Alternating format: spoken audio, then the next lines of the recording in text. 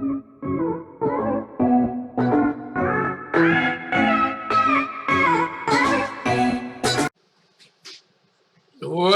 students, welcome to my next video. SSC Board Standard 6, topic number 10, Ancient India Cultural. As we have already seen about language and literatures, which were the languages used before. Example, Sanskrit, which were the other languages which were used, Pali, Tamil.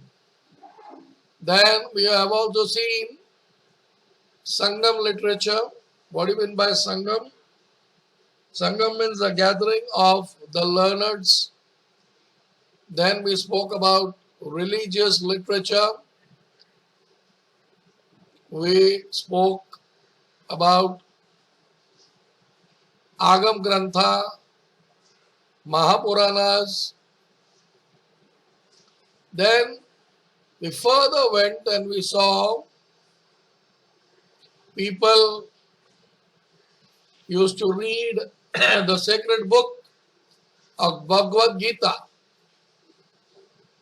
Then Adi Shankaracharya, who lived during 8th century CE, emphasized that Upanishads, he believed in Upanishads, Brahma Sutras and Bhagavad Gita. He established mutts in all the 4 directions of India at Badrinath, Dwaraka, Jagannath Puri, Srinagari. Now, further, we will see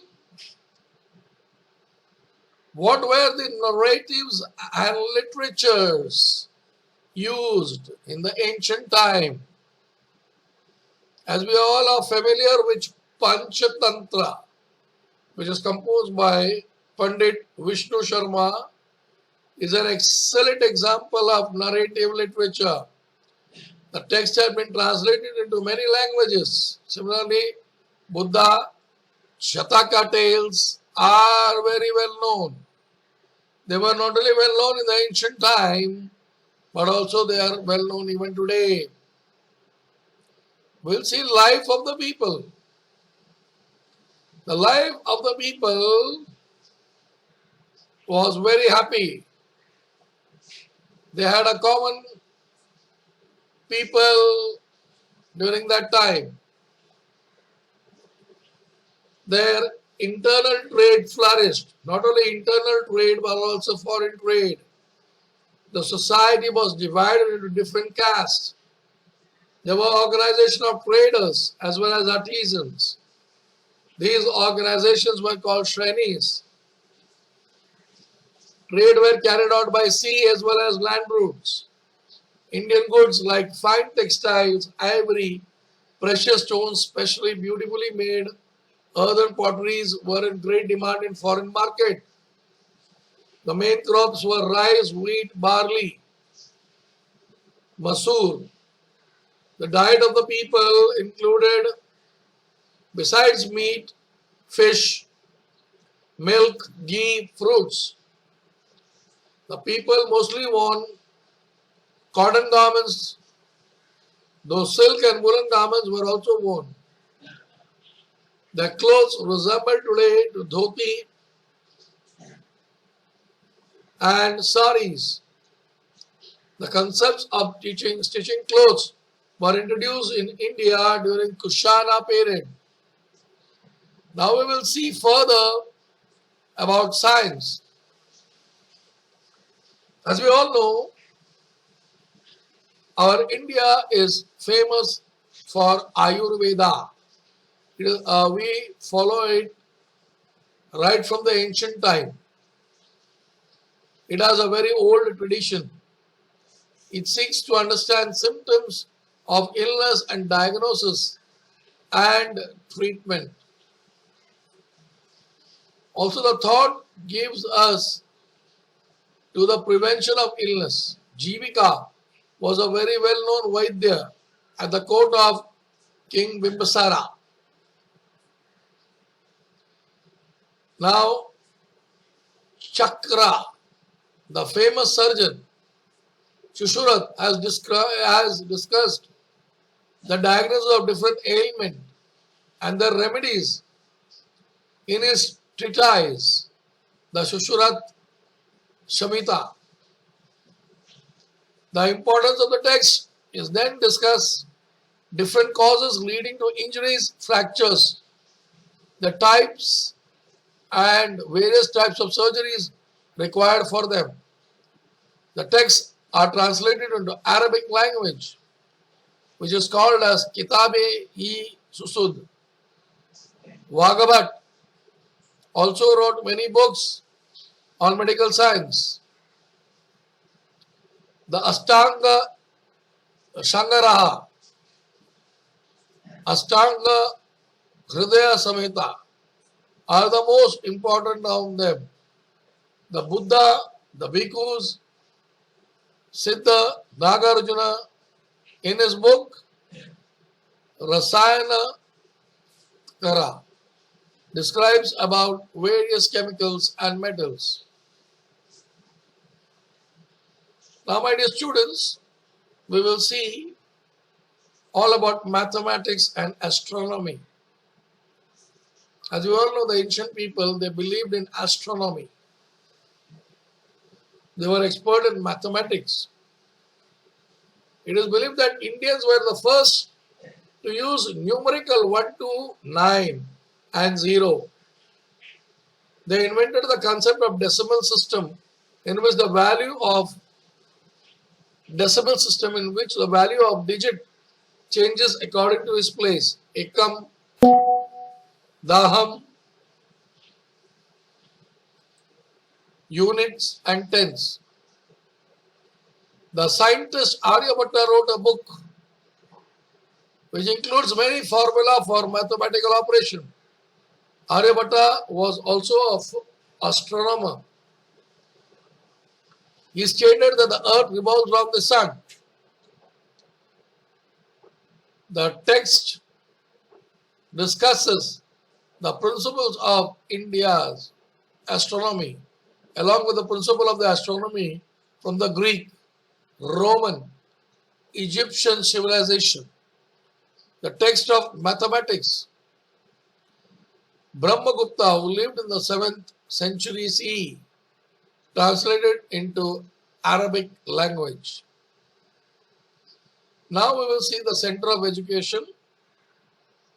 Just like how we have Cambridge University, we have Mumbai University, we have Delhi universities like this. There were few universities who produced scholars. One among them was Takshila. Takshila was a very important city on the ancient Indian trade route. Today, it is in Pakistan. Archaeological evidence found there suggests that the city was established in 6th century BCE. Jivika, a contemporary of Gautam Buddha, was a famous Vaidya who studied in Takshila University. By the 4th century BC, the university has spread far and wide. Chandragupta Maurya, the founder of the Mauryan Empire, educated at this university. The grammarian Panini and Vaidya Charaka was also the student of Takshila University. The Greek historian accompanied Alexander, who also given the description of this university, Takshila University. They have also stated such university do not exist anywhere in the Greece. The famous Chinese Buddha bhikkhus, Fahin, who came to India around 400 CE, also visited this Takshila University. This university provided education in various subjects, literatures, Buddhist philosophy, and economics and logic. Now, Varanasi. The river Ganga has two tributaries, Vara and Asi. The city located between them were called as Varanasi. Since the ancient times, it has had a center which provided education in the areas of Vedic as well as Jain Buddhist philosophy. Vallabhai. Vallabhai is an ancient city in Saurashtra, Gujarat. From 5th to 8th century CE, it is an important center of Jain and Buddhist philosophy. Yongchen, the Chinese Buddha and bhikkhus visited Vallabhai. Last but not the least, the Nalanda University. The Nalanda University was found near today's Patna city in Bihar. Emperor Harshavardhana made a generous donation to this university. Nalanda University accommodates thousands of students. The library is stocked with thousands of books. Students seeking admission to this university had to appear for an examination at the entrance gate. The next one is Vikramshila University. This university was located near today's Bhagalpur in Bihar. It is established by the king Dharampal in 8th century CE. It had 6 viharas having their own separate entrance. Kanchi. During the reign of Pallava dynasty, 6th century CE, Kanchi in Tamil Nadu emerged as an important center of education. It was a center for teaching and learning Vedic, Jain and Buddhist texts. Last but not the least, we are going to learn about art and architecture. Indian architecture reached its peak during the Maurya and Gupta period. The stone pillars erected by the Emperor Ashoka at various places are the excellent example of Indian sculpture.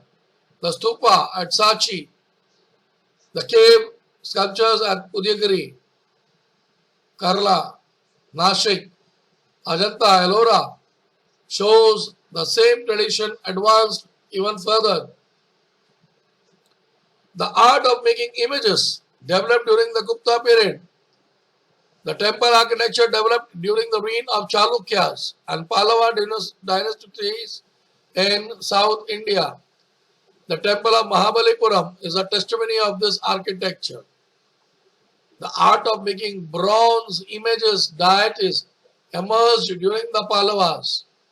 The iron pillars at Mehroli near Delhi is the evidence advanced knowledge of metallurgy for the ancient India. If you see this iron pillar, even today, it has not been rusted.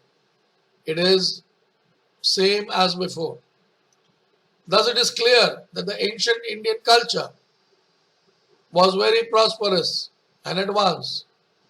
In the next chapter, we will learn how India came in contact with other civilizations and how it had a far-reaching effect. Thus, I would like to come to the end of this video. If you are a new viewer, kindly subscribe it. If you like the video, please do like it. If others are not having the knowledge of this particular channel, please send the link. And I wish you all the best for your examination.